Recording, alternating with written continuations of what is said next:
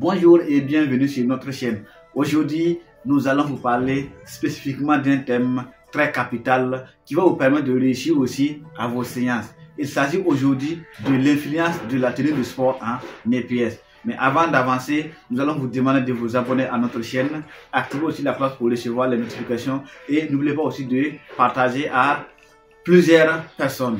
Pour revenir à notre sujet qui concerne l'influence de la tenue de sport en milieu scolaire, il faut dire que même dans le milieu scolaire, dans les établissements, il y a toujours des règlements pour ça. Même quand on prend même à l'échelle nationale, il y a toujours des tests aussi qui recadrent l'utilisation, comment dirais-je, la confection de ces tenues scolaires.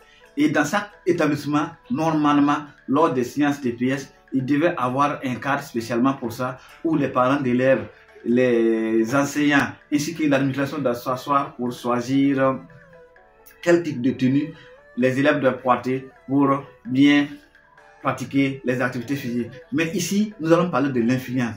Quelle peut être réellement l'influence de la tenue scolaire? Par exemple, lorsqu'il n'y a pas de tenue scolaire en milieu scolaire, qu'est-ce que ça peut réellement influencer?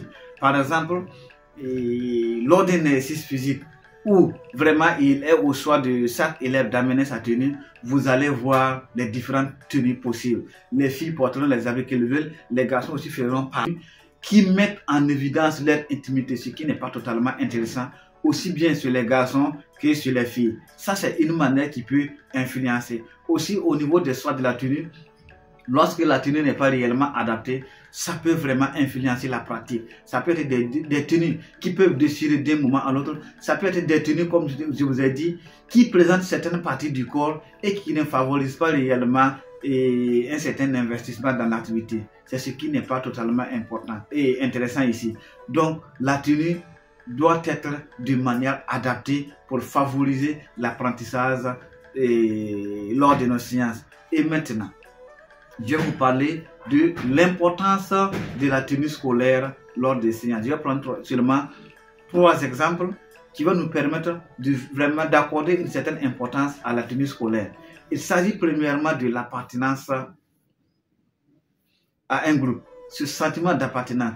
Lorsque dans un établissement, vous voyez des élèves, vous voyez tout un établissement ou peut-être sa classe a une tenue scolaire, ça crée un sentiment d'appartenance. Lorsque ces élèves partent au terrain, on sait automatiquement, voici une classe qui part pour telle activité physique, voici une classe qui est en mouvement pour telle activité physique. Ça permet d'éviter une certaine confusion. Et quand c'est comme cela, l'enfant, les élèves savent qu'ils se trouvent dans un groupe social, dans un groupe où ils doivent travailler ensemble. Mais maintenant, s'il n'y a pas cet uniforme, vous allez voir des enfants qui se divisent en sous-groupes. Bon, nous avons fait ce constat et lorsqu'il n'y a pas vraiment la tenue scolaire, il y a la division des sous-groupes en fonction de la qualité des tenues, en fonction de la couleur des tenues que chaque élève va apporter. Ce qui fait déjà une discrimination, une marginalisation, si on peut se permettre de le dire. Et le deuxième, c'est l'aspect pratique. C'est très capital. Lorsqu'il y a une tenue scolaire et uniquement choisie pour un établissement, pour une classe, vous allez voir qu'à tout moment, c'est la même tenue qui est utilisée. Et côté économie, vous allez voir même si l'élève va choisir 2 tenues à court, ça serait uniquement la même couleur et ça ne va pas influencer les autres. Côté économie, avec les parents, ils n'auront pas besoin de payer plusieurs tenues, rouge, jaune, vert et ainsi de suite pour permettre à l'enfant de changer. Mais avec cette tenue, il y a ce qu'on appelle l'aspect pratique. L'enfant se lève, c'est toujours la même tenue. Il n'y a pas à faire dépenser les parents autrement. Et la dernière partie maintenant qu'on allait parler, ça concerne la discipline.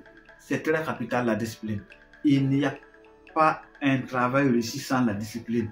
Et du coup, s'il n'y a pas d'uniforme et que chaque enfant passe sa ligne par affinité devant qui il veut, comme il veut et quand il veut, ça ne sera pas important. Mais déjà si il y a l'uniforme et que chaque enfant sait qu'ici nous sommes égaux, ici nous devons travailler ensemble, ça va créer un esprit d'ensemble, ça va fédérer les esprits des élèves afin qu'ils puissent se mettre ensemble pour travailler et atteindre un certain objectif bien déterminé. Voilà, donc c'était le thème de ce matin où je voulais et vous partager avec vous pour que réellement on puisse prendre conscience de l'importance de la tenue scolaire et comment est-ce que nous devons arriver à l'appliquer.